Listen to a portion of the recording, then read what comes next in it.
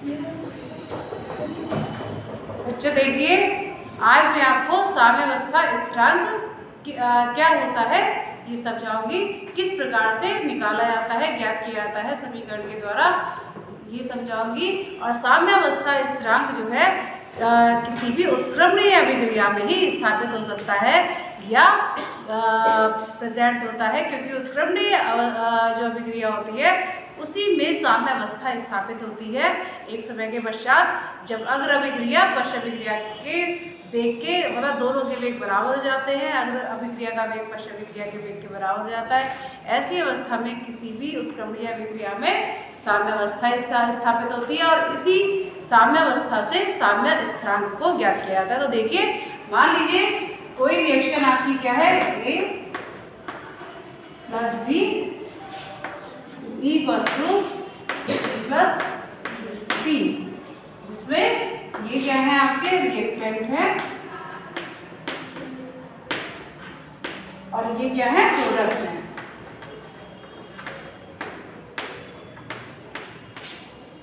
ठीक है, ये रिएक्टेंट पदार्थ है और ये प्रोडक्ट है, अभिकारक और उत्पाद है। और यहाँ पर जो रेट ऑफ रिएक्शन है उसे हम R1 मानते हैं और इसे R2 मानते हैं। ये फॉरवर्ड रिएक्शन की रेट ऑफ रिएक्शन है। फॉरवर्ड रिएक्शन जो है, तो फॉरवर्ड रिएक्शन की रेट ऑफ रिएक्शन हम R1 से डिनोट करेंगे और जो बैकवर्ड रिएक्शन है इसकी रेट ऑफ रिएक्शन हम R2 से डिनोट करेंगे। ठीक है, तो देखिए इस रिएक्शन में किस प्रकार से हम आपको पता है ये रिएक्शन कौन सी है, उत्क्रमणीय अभिक्रिया है। तो द्रव्यानुपाती क्रिया का नियम मैंने आपको बताया था, सक्रिय द्रव्यमान का नियम, जिसमें अग्र अभिक्रिया का वेग यदि साम्यावस्था स्थापित हो गई है, यदि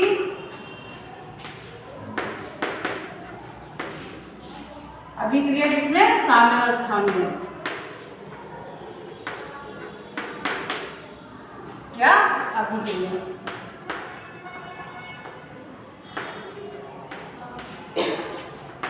अभिक्रिया की साम्यावस्था में क्या होता है, R1 किसके बराबर हो जाता है, R2 के बराबर हो जाता है। ठीक है, तो हम कैसे निकालेंगे R1 का मान। देखिए, R1 द्रव्यानुपाती क्रिया का नियम, हमने लॉ ऑफ मास एक्शन आपको पढ़ाया था, लॉ ऑफ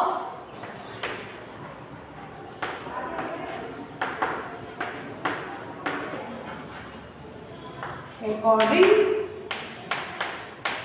टू द्रव्यानुपाती क्रिया के नियम के अनुसार अगर हम R1 देखें, अग्र अभिक्रिया का जो वेग है इसे देखें तो ये किसके समानुपाती होगा, A का एक्टिव मास इंटू B का एक्टिव मास। क्योंकि आपके पास दो रिएक्टेंट है, A और B है, तो हमने आपको बताया था कि किसी भी अभिक्रिया का स्थिर ताप पर उत्क्रमणीय अभिक्रिया का साम्यावस्था पर जो रेट ऑफ रिएक्शन होता है या अभिक्रिया का जो वेग होता है वो अभिकारक पदार्थों के एक्टिव मास के समानुपाती होता है। यदि अभिकारक पदार्थ एक से ज्यादा होते हैं तो अभिकारक पदार्थों के एक्टिव मास के गुणनफल के समानुपाती होता है। तो हमने यहाँ पर चूंकि अभिक्रिया जो है उत्क्रमणीय है और अभिक्रिया में साम्यावस्था स्थापित हो गई है, तो जो according to law of mass action द्रव्यानुपाती क्रिया के नियम के अनुसार R1 मतलब फॉरवर्ड रिएक्शन का जो रेट है वो किसके समानुपाती हो जाएगा, A के एक्टिव मास इंटू B के एक्टिव मास के समानुपाती हो जाएगा। समानुपाती नियतांक यदि हम हटाते हैं तो क्या आ जाएगा, केवल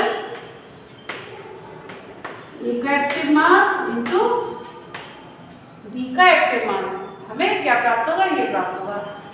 इसके पश्चात देखिए, अगर हम बैकवर्ड रिएक्शन का रेट ऑफ रिएक्शन निकालें R2 किसके समानुपाती हो जाएगा,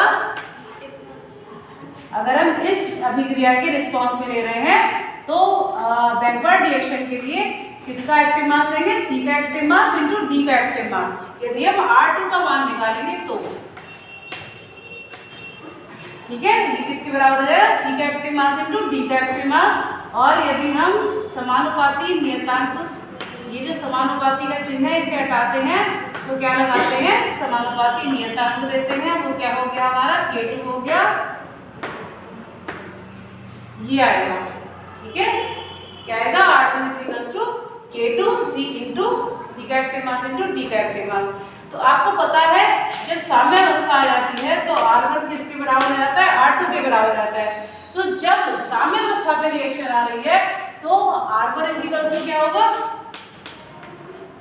R2 के बराबर हो जाएगा। तो R1 इक्वल टू क्या हमने निकाला था, K1 A का एक्टिव मास इंटू B का एक्टिव मास बराबर K2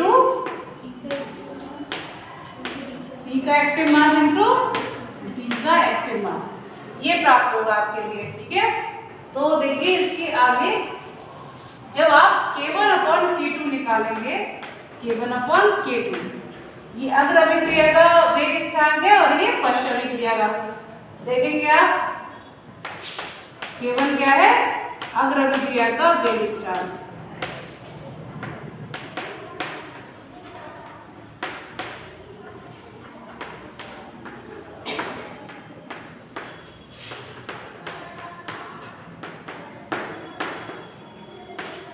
मतलब rate constant of forward reaction है K1। ठीक है, और K2 क्या होगा, पश्च अभिक्रिया का वेग स्थिरांक। किसका होगा, पश्च अभिक्रिया का वेग स्थिरांक। ठीक है, ये पश्च अभिक्रिया और वो अग्र अभिक्रिया, तो K1 अपॉन K2 मतलब अग्र अभिक्रिया के वेग स्थिरांक बटे पश्च अभिक्रिया का वेग स्थिरांक बराबर क्या हो जाएगा, C का एक्टिव मास इंटू D का एक्टिव मास बटे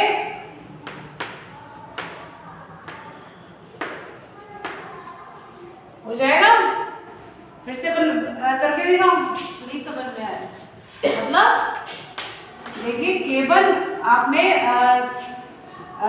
इसको जो है नीचे ले गए, दूसरी क्रॉस मल्टीप्लिकेशन एक तरह से करी, तो K1 के नीचे क्या आ जाएगा, K2 आ जाएगा। सब फिर समझ लीजिए, K1 के नीचे क्या आएगा, K2 आएगा। ठीक है, ये रिएक्शन आपकी लिखी हुई है C इंटू डी, C का एक्टिव मास इंटू D का एक्टिव मास, ये कहाँ पहुंच जाएगा, नीचे पहुंच जाएगा।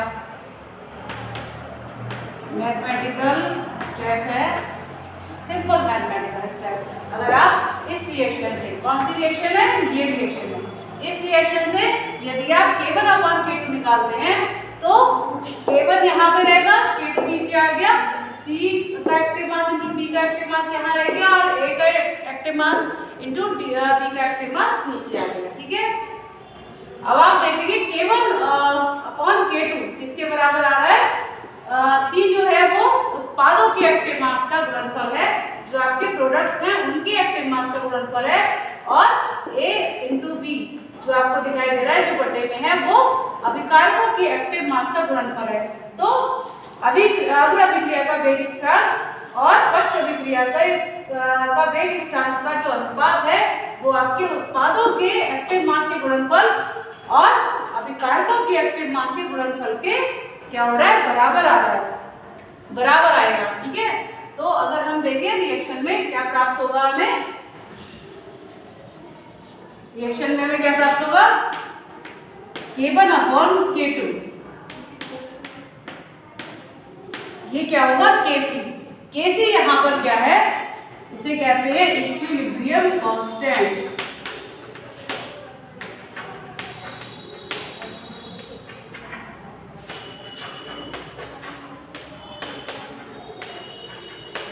साम्य अवस्था पे है अभिक्रिया, तो जो K1 अपॉन K2 है अग्र अभिक्रिया का वेग स्थिरांक और पश्च अभिक्रिया का वेग स्थिरांक का अनुपात किसके बराबर होगा, साम्य स्थिरांक के बराबर होगा, क्योंकि अभिक्रिया आपकी किसमें थी, साम्य अवस्था में थी।